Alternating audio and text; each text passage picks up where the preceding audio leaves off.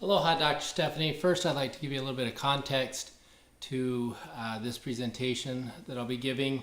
I'm a member of the Church of Jesus Christ of Latter-day Saints. My responsibility is at a district level where I am a youth leader. There are 10 congregations in our district. Each congregation might have between 200 and 500 people, roughly 20 to maybe 50 youth in each congregation. My primary responsibility is to train, to support, to assist the adult youth leaders in the congregation level, but we also plan 4 to 5 activities for the youth at a district level to all come together.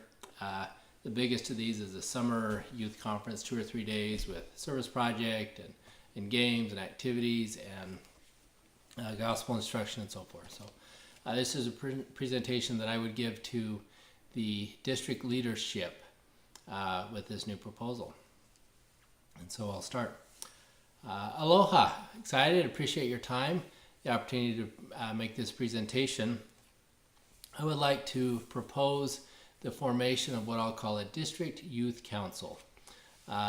What I have in mind is youth representatives from each of the congregations in the district, 2 young men, 2 young women from each congregation, along with 1 male leader and 1 female leader from each congregation. We'll bring all these together in a council. That is a large council, 60 people, plus the district level, myself and my team. It is a large council, and we will use that larger council just in a few instances, really an idea generation and deliberating. We want to talk about vaping. We'll have a good cross-section from throughout the district on this council and talk about vaping. Maybe talk about bullying. How can we teach the youth and help them, support them to avoid things and to be stronger. For the activities, planning and executing activities, I would like to make smaller groups within this youth council, maybe one group with 3 congregations, another group with 3 congregations, and the last group with 4 congregations. And so we might, in the instance of a dance, have one of these smaller groups plan the dance.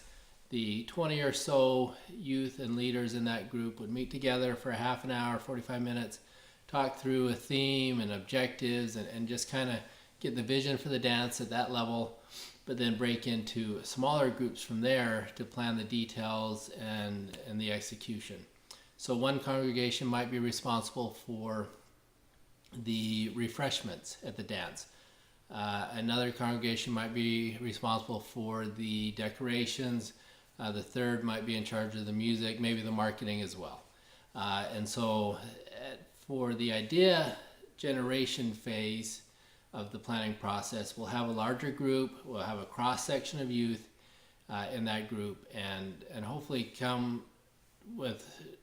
to a better idea, better objectives. But then for the execution level, we'll break it into smaller groups, more manageable, they'll be more effective.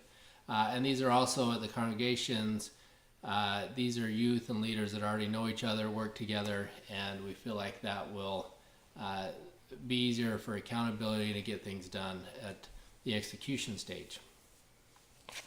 Anticipate initially, I hope, I think, I believe the initial reaction, especially from the youth, will be very positive. I think they'll jump at the opportunity to be more involved, to have a stronger voice in planning activities and ideas. But I do anticipate some challenges. The leaders are likely, some leaders at least, are likely to be a little resistant, and they'll recognize that this will take more time. Rather than just planning ourselves as adults, having to teach the youth and handhold them a little bit through the planning process is more laborious. It's going to take more time, more work for us to do it. And so I anticipate some of the congregation youth leaders will be resistant. Another challenge, and I've already felt this a little bit myself, is in having to let go. If we are really truly empowering these youth this larger council and the smaller groups within it, really empowering them on the activities that we've got to let go. As adults, we've got to give up some of the control and give it to them. And that's already been a little bit of a challenge for me, and I'm sure it will be a challenge for all the adults at some stage, at some level. The planning process is certain to be slower, and I anticipate there'll be more mistakes, more things that are forgotten, and things might not run as well, at least initially, with the various activities. And so there's some challenges that we're going to have to work extra hard to mitigate and to take care of those. The last challenge, I'm not sure exactly how much of a challenge it will be, and even how to fully resolve it. But we have such a strong history of a top-down leadership that we're turning it on its head now, and now we're looking for a bottom-up leadership. The youth generating the ideas and the plans and working up. And I anticipate that it may take a little while for the youth to really recognize and feel that they truly are empowered, that they're given the responsibility, and that the ideas, they've got to come up with the ideas, because the top-down leadership, we're not going to give them as much direction and detail, and we're going to leave it to them coming up. And so I anticipate that might be a little bit of a challenge as well. Benefits, I believe these will really lead to a better understanding of the youth, of their needs, of their desires, what they would like to see, and having that cross-section of the youth in the district come together and bring their perspective and ideas will lead to better ideas, which obviously leads to better activities, better serving the youth. I believe over the course of time, as we're consistent with this, that our participation levels from the youth will increase, as our activities are better, two, as the youth see that their peers have organized them and done the work and planning, that they'll want to come and support their youth. So I think we'll have better participation. The third thing is that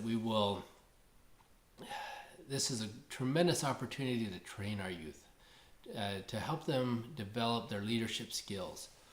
I see that the youth on this council, and we'll rotate every year, but as we train each group of youth on how to be leaders and how to plan and to execute, that this will pay dividends at the congregation level. There'll be stronger leaders in their congregations, in school, in their school environment, among their peers at school. There'll be stronger leaders there, and I'm convinced this will carry on throughout their lives as they eventually get married. They'll be better husbands, better wives, better fathers, better mothers. In their workplace, they'll be more employable because they'll have leadership skills, more leadership skills, and certainly in their community. They'll be a great blessing in their community. Just a little bit of history to this. Every fall we have a dating activity. This is for the older youth, 16, 17-year-olds, juniors and seniors in high school. Teach them how to date and have some fun. It's a fun activity. Frankly, it's gotten a little stale over the last few years. Planned by the adults, what we think the youth need and would enjoy doing. So this last fall, we pulled together a small group of youth from a few different congregations, and we got their input, had them help us come up with ideas. And we found that they did a wonderful job first of clarifying the objectives. What is it that they and their peers need? What can they really benefit from this? How can they benefit from this dating activity? So we got our objectives, and then they came up with ideas that frankly were better than the ideas that us adults have had over the last several years doing this. Really had a fun activity, met the objectives well, and so I saw that worked, and I was grateful for that. It was a lot of fun. The youth enjoyed it, and so just trying to build off of that success, formalize it into this district youth council. Hope to have your support. Would love to visit with you further about this and move forward. Again, appreciate your time. Mahalo.